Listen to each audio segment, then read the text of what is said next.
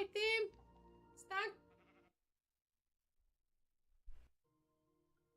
Hi, Tim. Stuck. Hi, Tim. Stuck. Hi, Tim. Stuck. Hi, Tim. Stuck. Hi, Tim.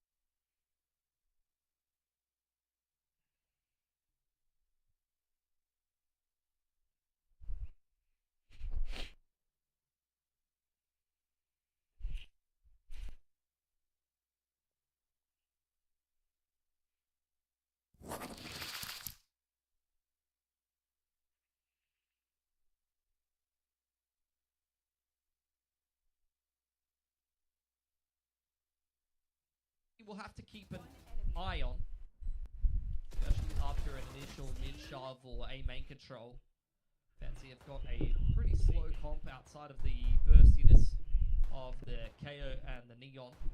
Got things like Viper and Astra that are often going to be on a deep lurk. They've already seen Physio hanging around in spawn, so that's something they'll have to keep in the back of their mind.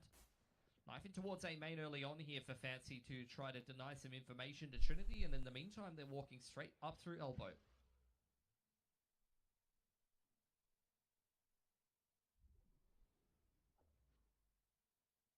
Well, not anymore. Turning back around to have a look towards B. Not a whole lot of util here to try to slow things down. So 140 is just going to have to try to take the fight. It's the 1-for-1. But the fact that your B anchor has fallen like that is going to be a real problem. Physio also cutting off the rotates. They're a huge concern here for Trinity, who will lose another player in Santnas as well. A tap on the defuse, but I don't know that that's really going to draw a whole lot out of Fancy at this point. Flash forward. It's over. Salvo, Yeah, salvo. But this is what we were talking about. Like, this is Fancy's vintage style. They contact their way onto a site. Neo goes in, gets sent to the dogs. He goes 1-for-1, but if they get an early plant and catch the defense out of position, you simply can't retake. Physio's sitting in the backside of spawn, controlling the rotations. Now Go's looking for a little bit more as well, and he's taking more guns away from Trinity. Batek, the last one up here, clutches his Vandal and holds on to it, but that's where the good news ends for Trinity. That is a vintage Fancy round where they just set up a very quick post plant. Physio holds down the flank, has a star on that spike. Fragment goes down, salvos go down, and all of a sudden Trinity just simply has no time to complete a retake.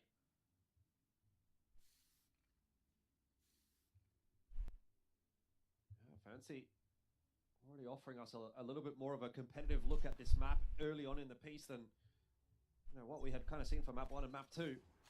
2-2, as close of a scoreline as it has basically been.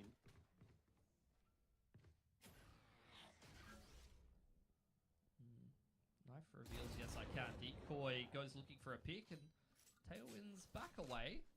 Gets himself a second helping though. Knows he has the one way to play with and wrestles control of that line back. Twilight spots out the only rifle of Bad Tank inside of elbow. It's a very hands-off approach early on here for Fancy. They're looking for opening kills. And that's exactly what Neo will find. Decoy continues to play as aggressively as we'd want him to on this defensive side, but without the punching power of a proper gun. And without really access to an operator early on in this game, I mean, he won't have one next round either. The money's not good enough for Trinity. His success has been pretty limited. There's not really any defense happening here over on A either. Fancy theoretically just be able to walk their way in, maybe have to find their way past Santnas, who actually does put the wall up as the orb falls in A main, but it's too little too late. It really is just not going to stop Fancy. We sort of saw that as well over on Haven. They're not going to shy away from just pushing through onto sites that they want to get on. We saw a number of times on the C side, pushing through Viper util. They don't care. They're happy to take the fights. And it's working out really nicely for them. I'm a little bit concerned about Trinity, because Fancy, this is them in the driver's seat well and truly. Money is looking fantastic on this attacking side, despite the fact that, I mean, early on, the Eco did a lot of damage to Trinity, and I think that is kind of bearing its fruit here for Fancy United. Even if they didn't get that round win done on the Eco, and Trinity got the start 2-0, not in the fashion they would have wanted, unfortunately. And I was talking about it coming into Breeze. The fact that Trinity, after losing to Jade Lion, swapped up their approach and swapped up their comp to double E-Net away from the double duelist that they played in that generally aggressive style that they like to go for. And the reason why that's so pertinent and that's so important here is because Fancy is playing the style that they're used to, and they're executing it well and finding success, whereas Trinity have recently swapped back away from what they're used to doing. Even if it is only one agent different, it makes a big difference in the comp. And so far, it's just not looking like it's clicking yet as this A split starts to come in for Fancy. Good space already starting to be taken. Sure is on Santnas, and he doesn't know where to look. That is clear. who will be able to double down with the help of Yes I Can. So, Fancy, like you say, Filthy, I think Spike are starting to planted. make for a bit of a concerning prospect here for Trinity. These last couple of rounds have looked pretty good. Trinity are going to You try to cannot go retake. for this retake. You cannot go for this retake. You have to save this op. Yeah, that's smoke Like going this, up. this round was already over. It was already over.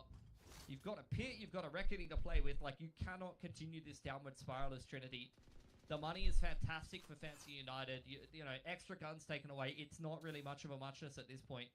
You need to maximize your gun rounds here as Trinity and try to get as many defensive rounds as you can possibly get, because you're not resetting this attacking side economy anytime soon.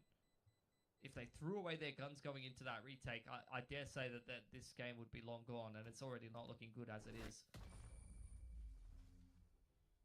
Yeah. Once again, maybe that sort of streaky inconsistency coming to bite Trinity. I suppose that it can sometimes be their biggest asset. You know, that's where I think you see the big upsets happen.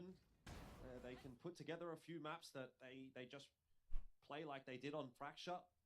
But on the other side of that coin, you have series that look like this one where, you know, you have a super solid map, then you get a bit obliterated on the second map, and now map 3, I mean, Jury is still out, obviously, but 4 in a row for Fancy. It's definitely starting to look like this might be another map that Fancy can put away. Timeout's been forced, obviously, by Trinity, who are kind of feeling the pressure at the moment. And look, this might have been 1 or 2 Asian swap for Trinity overall here on Breeze, but it's also a big role shuffle for the rest of the team. The only players that are on the same agents that they did play previously on this map is Batank on the Sova and Decoy on the Jet. Dicky's had to swap from Omen to KO. Satnus, a player that we see often in an aggressive role or a secondary duelist, is someone that can have a lot of impact on Trinity, is on bloody Harbor duty. And then you got 140. I mean, he's fine. He's just going from Astra to Viper. It's not a massive change. I'm sure it's something that's well and truly within his wheelhouse, but it is still an agent change. But we've seen this in Pacific. We've seen this from higher level teams where they put a very high fragging player, a very impactful player on something like a Harbor that has to play within the system, and you don't get the same level of impact. And at that point, you have to kind of look at the rest of the team and say, where's the fragging going to come from?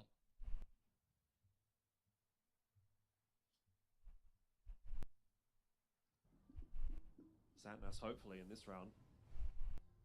With a stinger? Well, who else is it going to be? I mean, Vicky. It's nobody at this point. Space. Oh, yeah, it is going to be nobody. Space taken by Fancy. Nia and Bro. Twilight bang a couple of heads off. what is Nia doing? That's the second round in a row where he's just sprinted into A and one-tap someone in the most ludicrous fashion. And it's Groundhog Day for Trinity, bro. Double entry into A. The operator's forced into a retake again. They're just insta-saving. This is crazy.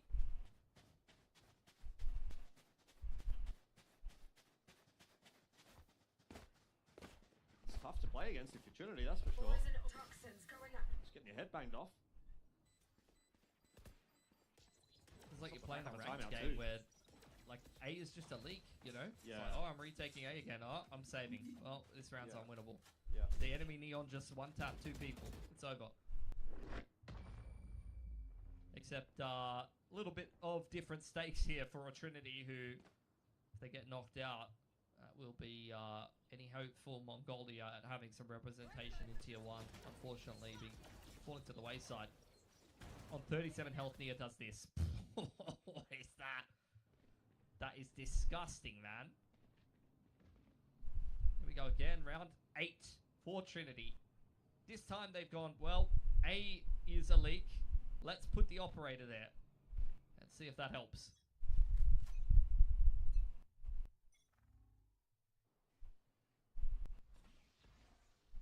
I mean, you got to try something, right? Like, you got to keep giving it a crack, but eventually you'll start to feel like you're just trying for the sake of trying, not trying for the sake of a success. We'll see. Nia aware now that there is an operator out there. Yes, I can. Gets the first opener onto Batting. Overdrive is going to be ripped here by Nia. Doesn't even seem too necessary. All the frags coming from elsewhere. But space being created by Fancy and frags coming through as well. It's a foregone conclusion again here as A side again will be taken.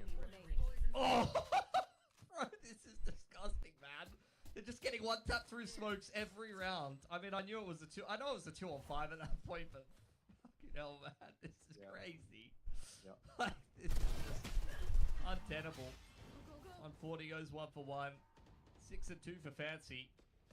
And look, unfortunately for Trinity, like, it just doesn't feel like they've got a good